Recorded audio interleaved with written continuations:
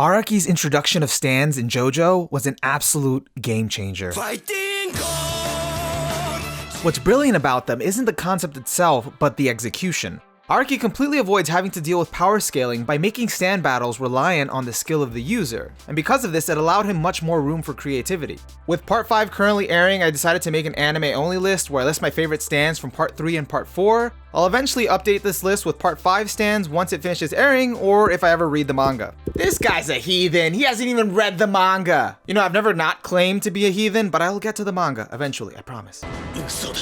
Also, this video will contain spoilers for part 3 and part 4.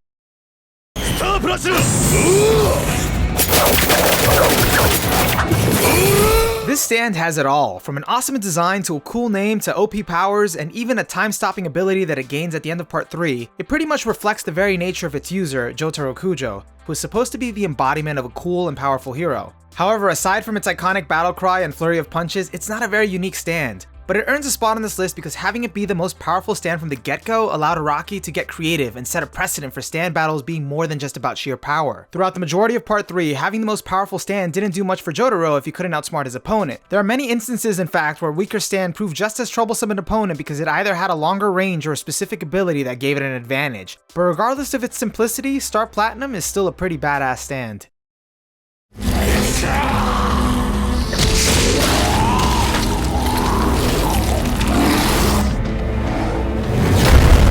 When I think of stands I'd like to have, this is definitely not one of them, but it's number 4 because of how much this stand took me by surprise and never let me forget it. When we're first introduced to this stand, it looks like a simple Reaper, but when it devours Vanilla Ice and then itself into oblivion, it was absolutely chilling and somewhat disturbing. However, the moment true fear sets in is when it kills Avdol. Seeing Cream rip out from another dimension right behind him, and in the very next instant disintegrate him, left me just gasping for air, not knowing what happened. And it confirms to the viewer in the most visceral sense that Avdol's gone this time and he's not coming back. The suddenness and finality of it is horrifying and leaves you in a state of denial. This stand is able to completely change the mood of part 3 and replace it with such an oppressive feeling because it taps into a primal human fear, the unknown.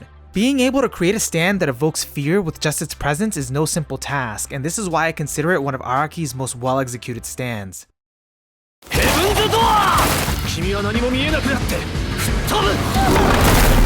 Heaven's Door is a very creative and powerful stand that fits Rohan's character so well. From letting someone as antisocial as him bypass talking to people and just getting the information that he needs, whether it be for inspiration or just intel gathering, to being able to control a person's life by altering their pages, it has so many useful applications. Like a true creator's tool, it can make just about anything possible, and if it was actually used more in the series, it would be unstoppable. The only limit to it is really the user and his awareness of what's going on around him, sort of like Batman needing prep time. Even just the concept of turning people into books is quirky and eccentric like Rohan, and also slightly disturbing on first appearance.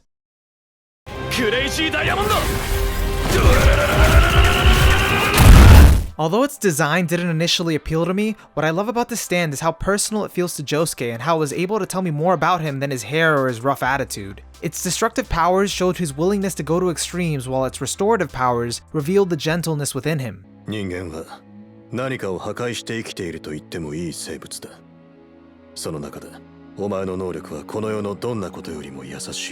Growing up without a father most likely bore some anger and resentment in Josuke as a child, but it also made him cling more fiercely to the people that were there for him and the things that were deeply personal to him, such as his grandfather, his mom, his town, and even his hairstyle of the hero he admired. Crazy Diamond even allows him to break away from the JoJo's that came before him because Jotaro's powers were just meant to make him a strength to rival Dio and settle the score once and for all, while Joseph just directly inherited what was passed down to him from Jonathan in the form of Hamon and Hermit Purple. Crazy Diamond, on the other hand, allows Josuke to play by his own rules and even form his own path. And what's even great about the stand is that he has some very fun and creative applications, such as this crazy bike scene, or restoring Kira's severed hand back to him in order to use it for tracking. Josuke's character is a diamond in the rough, and Crazy Diamond's design reflects what's strongest about Josuke, which is his heart.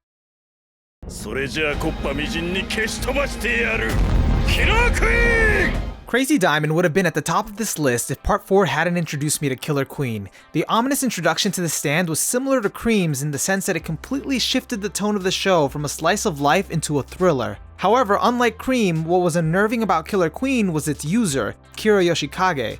a serial killer capable of doing anything to preserve his peaceful and unnoticed life. Killer Queen captures Kira's essence so well with its silent and almost stealthy demeanor, accompanied by its blood-red eyes and a piercing gaze that reflects just how lethal it is as it stares at its prey. Its bomb power is fitting for Kira because he doesn't like to leave a trace of anything connecting back to his personal life, which goes all the way back to his high school days where he strived to remain invisible in plain sight. But what really makes this a great stand is how even its secondary and tertiary abilities represent other aspects of Kira. The primary bomb is close range and is mainly used for killing his primary targets, while Sheer Heart Attack's indestructible body represents his strong will to survive and its long range capability offers him an escape plan. It's also fitting because it's tied to his left hand, making it his trump card and showing that he'll use any means necessary to escape, even if it means severing that same left hand. However, when Kira is finally cornered in his personal life with no way out, the ultimate manifestation of his desire to live is born with his third ability, Bites the Dust, a powerful bomb that will reverse back time just to keep his secret. It's a very selfish and cruel ability that keeps the people of Morio trapped as his hostages without any means to go forward unless they leave him in their town to go about killing unnoticed. It's the perfect stand for such a twisted and unambitious villain.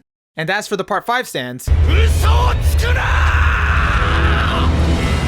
and those are my favorite stands from part 3 and part 4, but that's what I think. What are your favorites? Let me know in the comments below, and if you enjoyed this video, give it a like. If you want to stay up to date with all of our upcoming content, please hit that subscribe button and ring the little bell next to it to get notifications. Besides that, I'm OniMaru, and together, we're just nerds.